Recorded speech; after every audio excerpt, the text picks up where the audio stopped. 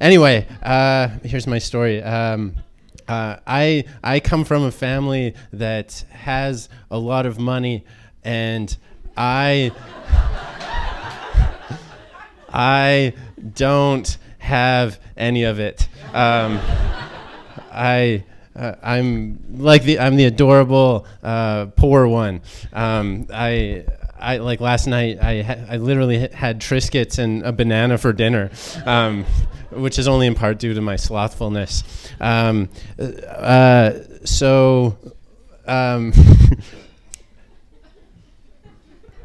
Just give me a second. Yeah, so I have no money. I just, like Alicia said, I just moved to Toronto from Vancouver, and my parents worked out a deal with me where, like, if ever I'm in like a tough spot money-wise, they've agreed to not give me any, because that's what being a grown-up is, they tell me. It wasn't always that way though. Like they used to give me money. Like they paid the electricity bills when I was an infant, and they gave me a small allowance when I was a child, and they paid for hockey all along, and they paid for me to go to university for 4 years, which was amazing and substantial. And I'm eternally grateful that instead of like being in debt after school, I instead just have no money.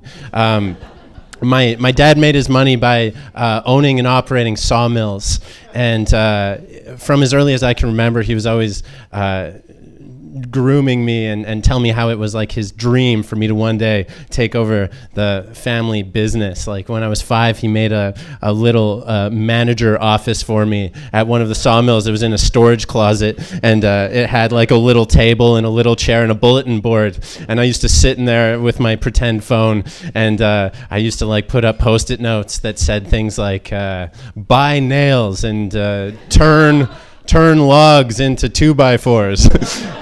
So that I'd remember what a sawmill is. And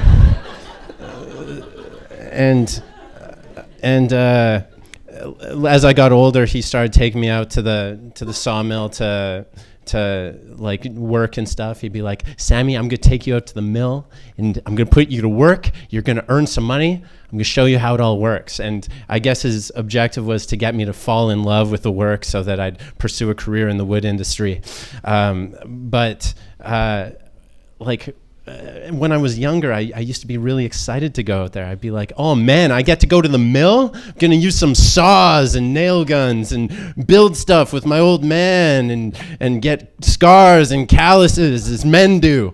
But whenever we get out there, he'd always give me like the worst imaginable jobs. Like we get out there and you tell me to dress warmly, and we'd go up to a conveyor belt and he'd be like, okay, you see underneath this conveyor belt, there's a gigantic rat's nest under it, and I want you to clean that out of there. So here's some poison and a broom, and if you finish that, then come on outside, and we have a new forklift driver, and he didn't know that we can recycle our aluminum strapping. So if you could just go ahead and climb that pile of garbage the size of a house and pick out all of the aluminum strapping, that'd be a tremendous help. And hey, later, if you get all that taken care of, I'll show you how to scrape asbestos off a wall.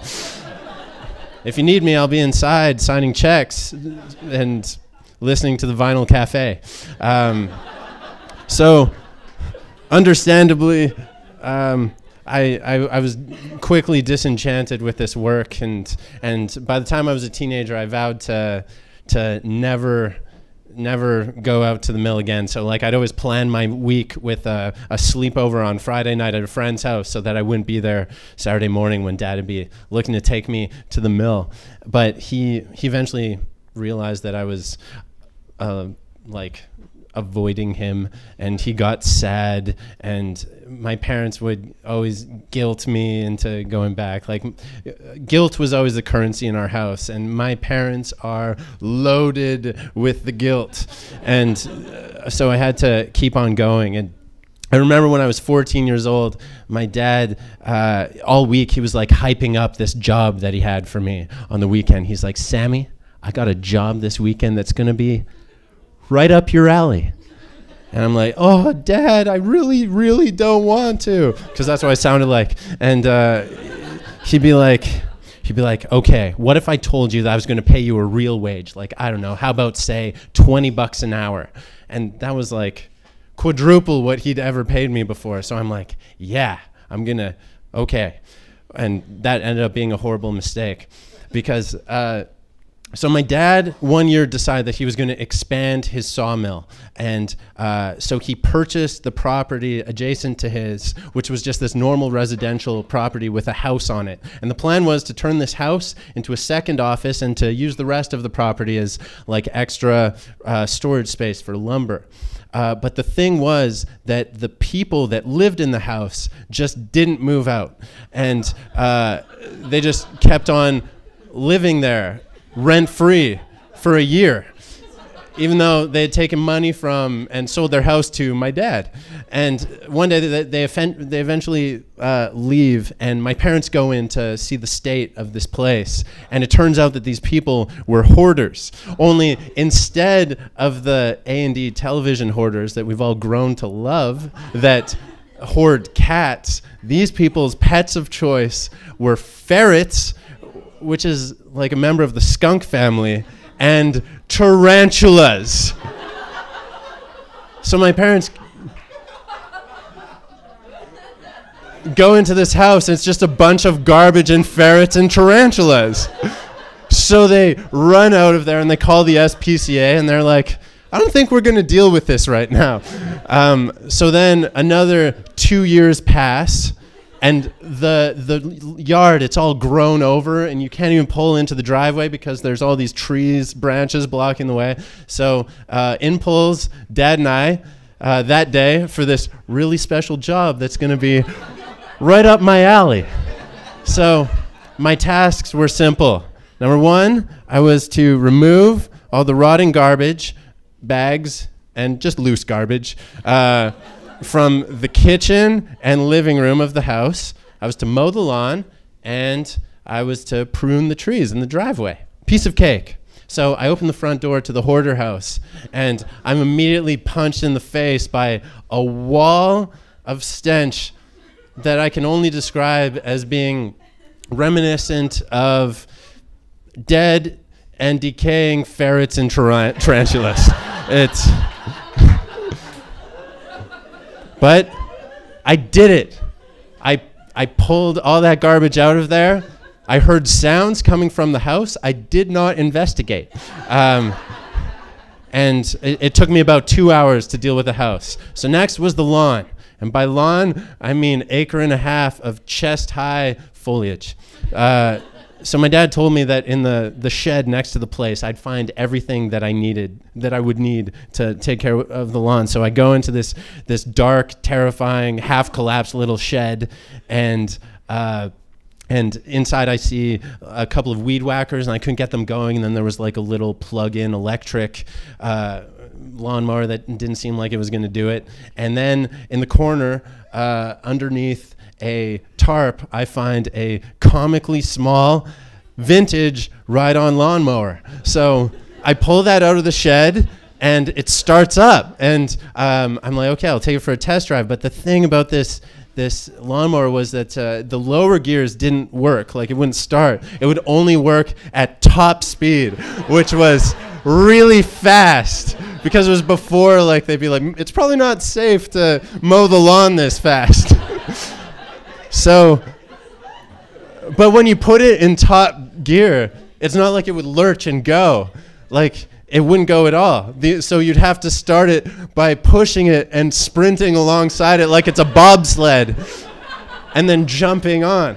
So I lined it up with the wall of brush, and I was like filled with adrenaline, and I started sprinting towards it while being careful not to run over my foot like in that ridiculous episode of Mad Men. And I hop on, and I was in. And once I was in, I didn't think that I wouldn't be able to see anything because the brush was like above my head. And my face was just like getting speed bagged by like branches and like birds' nests and things. And even though the blade was right below me, it was somehow like spewing chlorophyll and like weed juice all over me. And I get to the end of the property and I turn it to come back, but it's going so fast that like it almost tips over and it goes on two wheels for a second. And like I have to lean into my turns so that I don't flip it over and kill myself. And it worked out. I mowed the lawn. Took me 3 hours. I was at $100 for the day. And all that was left to do was to prune the trees in the driveway. What could possibly go wrong? So I pruned all the little branches. And then there was this one big branch from a willow tree that was like blocking the driveway. And I started working on it with the shears, but it was so dense and sinewy that I wasn't really like making a mark in it. And so I'm like, this isn't working. And I bend it down and took like all of my body weight to wrestle this thing to the ground.